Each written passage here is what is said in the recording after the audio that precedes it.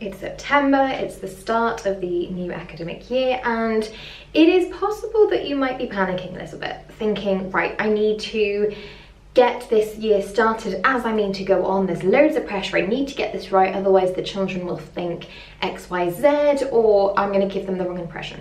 So if that is you, whether you are an experienced teacher and you're just getting back into the flow of things after 6 weeks off, or you're an ECT and this is your first ever class, this video is going to help you, because I've almost made like a checklist, a to-do list, though I don't like referring it as that, of things that you need to do ready for September or do throughout September. Okay, so I'll be going through kind of one at a time, explaining them a little bit, and at the end I will have a list in the description for you so that you can copy and paste it or write it in your diary or stick a post-it note on your forehead, whatever works.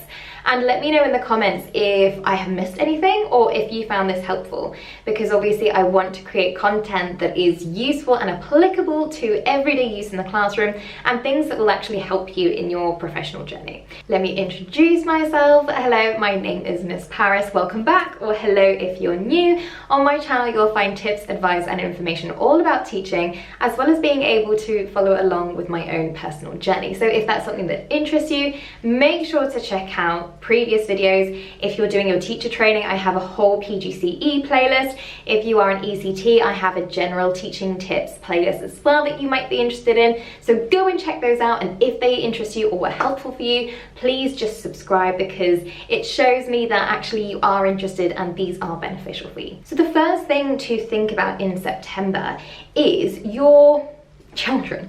So I want you to go in with the intention, always have an intention, always have a goal there to create and build those relationships. Now, of course, they come with time and they come with chatting to the children, getting to know them, greeting them in the morning. However, in the first week at least, you really need to try and create opportunities to build those relationships. So let's say you are getting straight into lessons. Okay, there's no dawdling about, there's no icebreaker activities, you just have to go straight into lessons. That's what your school has asked you to do. And you think, well, okay, that's all said and done, but how do I actually do this? Well, think about it. It's about getting to know those children's experiences, getting to know what they like. So if you are starting to plan a diary entry, I know that not everyone likes to do things on summer because some children don't have great summers, so that's absolutely fine. But you could get them to make something up based on something they like. So they might love space, they might be fascinated with astronauts and things. So you could ask them to plan a diary entry based on them having been to Mars or space or seen the moon. Okay, so all of those things, they are showing what the child likes, you are catering to their interests, you are showing that you acknowledge their interests and their likes. Then you talk to them a little bit about it. Oh, I can see that you mentioned that you went to the moon. Can you add some description in there? What does the moon look like? Oh wow, that's really cool. You should include that fact about the moon in your diary entry. It doesn't always have to be about English, because some people don't like English. In maths or other subjects, see what their strengths are. And I think when you build relationships, it's very much perceived as, oh, you have to have a cute little worksheet with lots of colours and it needs to be an about me profile, but it actually doesn't. Okay, it's those little moments that are precious to the child that shows that actually you care about what they think, you care about what they like, and also it helps create a positive energy in the room. And this is the second thing. I think Miss Foster mentions this a lot on social media as well, and it's very much about creating an atmosphere that you want to teach in and that pupils want to learn in. If they feel very on edge because you seem like a big scary person and you are shouting at them rather than praising the good behaviours, or if the energy is very much them coming into the room, you're getting stuff ready, you don't acknowledge them, then straight away it kind of feels like, well, she doesn't care, I'm not going to care. You want to create an atmosphere, an environment where the children feel wanted, which is why I linked that with the building of relationships, and so that way you promote the best learning environment as possible. It is all well and good creating these beautiful displays and maybe buying books for the book corner, but if the atmosphere is off, children become a little bit unsettled. Remember, one of the first teaching standards is that, you know, you create a safe environment for the children. They want to feel safe. They, especially in like younger years, They have parted from their parents or caregivers or family and friends that they have seen for the past 6 weeks, and they're suddenly coming into an environment in a new classroom with a new teacher, and it's scary for them. So the last thing you want to do is create an uneasy atmosphere for your pupils. It's just something that you need to avoid at all costs. Make sure you actively try and create that calm space. Even if you don't have a physical calm space, just the whole classroom, make it a calm environment. The next thing is related to this safety aspect. You want to make sure your behavior management strategy is in place from day one. And the reason for this is that if you come across like you allow children to talk over you, or if, you know, that happened a few times that children called out and you didn't address it, then they will continue to do this. Imagine just as adults in the workplace, if we do something multiple times and we've never got, you know, told off for it or told that that was not acceptable, and then suddenly we do it like a 10th time and they suddenly tell us off, well, you'd be like, well, hang on, I've just done this 9 times before. Nobody's ever told me this. I'm really sorry, but I had no clue. It's the same with children. Yes, they will have had previous years where you weren't allowed to shout out, etc. But they need that gentle reminder, easing back into this routine, easing back into the classroom environment. And how you do this, of course, it's going to depend on the school policy or the behaviour policy of the trust. However, you can put your own stamp on things. For example, you could create different fun ways to behaviour manage. You could do marble jars, like whole class rewards. You could do kind of behaviour paths, like a journey that you're taking them across. You could give classroom jobs out to children that might need that additional movement around the classroom. You might want to create some kind of competition. Now, obviously you want healthy competition. You don't want anything that's going to make children angry, etc. But a bit of healthy competition, in my personal opinion, is never a bad thing. My classes have always loved that. I don't know if it's because there's a competitive aspect in me, but there's lots of different stamps you can do on it, and you can read multiple behavior management books. You can read multiple strategies. However, one thing that is probably good to avoid too early on is the use of extrinsic rewards, because what happens is they lose intrinsic motivation, which means motivation to complete it for themselves. Now, just as a little analogy, when I replaced somebody as maternity cover, there was this thing that they'd set in place where it was, you write 3 lines of your start of the day activity, I think it was some handwriting, and you'd get a sticker. And what happens is all the children would bombard me on their first week. You know, it was January and I was obviously just fresh off Christmas break. I didn't know those kind of little details from the class. And they were like, oh, I've done my 3 lines, can I have a sticker? I was like, but that's just what was asked of you. You know, you don't need a sticker. You need to feel proud of your work. And it took so much time, like weeks, for them to actually realize, okay, I'm doing this for my own benefit. I'm doing this because I want to complete the work and to improve my handwriting. I'm not doing it for the sticker.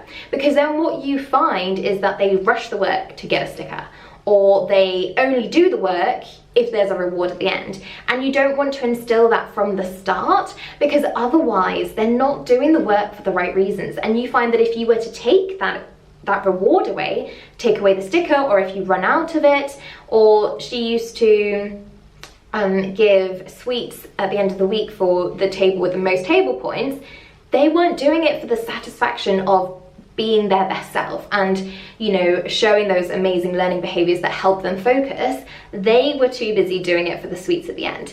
And I think if you can avoid that, do try and avoid that. Otherwise, later on, when the demands start getting more, even in year 1, you know, by the end we were writing little stories, or in year 3 when you're starting to write more and more, etc., or year 6 for SATs, they find that they don't have their own motivation and it always has to come from you, and that can be draining.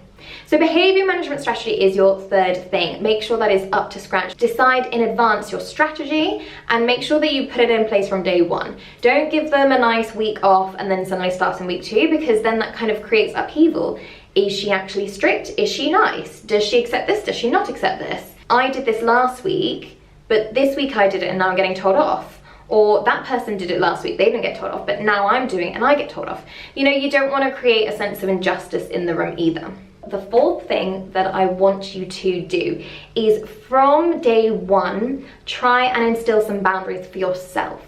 Okay, it's very, very easy, and I already saw this on social media. It was day one, inset day, and teachers are staying there until 6. And don't get me wrong, the list is huge. You'd be surprised at how the end of an inset day, you have information overload and so many things to do. But if you do stay over, make sure that another day of the week, maybe you leave earlier. Okay, if you are marking, make sure to try and mark as much as you can live or peer mark, or get the teaching assistant in those free moments to maybe mark something as they're floating, or if they're working with a cut-off group, get them to mark the work. It's really important that you don't suddenly leave it to the last minute and then think week 2, right, I've got a week to catch up on, and then you stay a long night. Do little chunks here and there, but put boundaries in place. Because if you think, oh, well, I'm fresh off summer, it's okay if I work a few late nights, it's really difficult to crack that habit. And you want to make sure that you are fresh-faced every single day and that you're not reaching burnout too early on, or at all. I don't want you to reach burnout, obviously, but do those boundaries for yourself. Okay, if you establish them in September, it's very easy to continue it because it becomes a habit. 21 occurrences of the same thing is normally what people recommend to make a habit. So if 21 days in a row you think, right, I am stopping, no matter what I'm doing, where I am at my planning, whatever, I'm going to stop at 7 p.m. Okay, whatever it is, it's individual. Some people are, you know, very early starters and then they end sooner in the afternoon. I personally am not a super duper morning person, so I would prefer to work later at night. I'm a bit of a night owl. So whatever that is, you set the boundaries as to your preference. I'm not going to judge you for that, but make sure you try and stick to it. It's a bit like I remember in September last year, I was on top of it for the first like maybe 3 weeks of marking, and then afterwards there's more things come on top of you as you have to implement this, as you have to run clubs. It slacks, and then suddenly you find yourself before a book scrutiny trying to rush everything and it doesn't work. Or, you know, if you are having to do assessments, software like DC Pro for example, you want to do little bits at a time so that when it comes to a deadline of, you know, you should have information at least for these objectives, you're not suddenly rushing trying to go through multiple weeks or months of content for each child and tick it off. Okay, so boundaries are really important. That work-life balance, your well-being has to be priority, because I'm telling you now, we wouldn't try and create videos with a camera that was out of charge, because guess what, it's going to let us down halfway through. If you are a teacher and you are trying to teach a class and your battery is burning out, you might become ill, you might need to take sick days, you might have so little energy that actually the children drain you, or you might find that actually the children care less, they're less enthusiastic, they're less excited about lessons because they can see that you're tired, they can see that you're sad. Okay, and you don't want that. You want to be lively and excited and passionate about what you're doing, because then the children will be too. And I know this can seem easier said than done, but keep in mind these tips, okay? Because what it is when you're aware of something, even if you're not implementing it from the get-go or it takes some time for you to process, you're at least aware of things that should be happening. And if you find yourself maybe working till 9 p.m, I really hope not, you might be like, actually, I do need to set that boundary and I haven't done it yet. So let's pause, let's stop for now, and tomorrow I'm going to think of a boundary and I'm going to try and be strict with myself.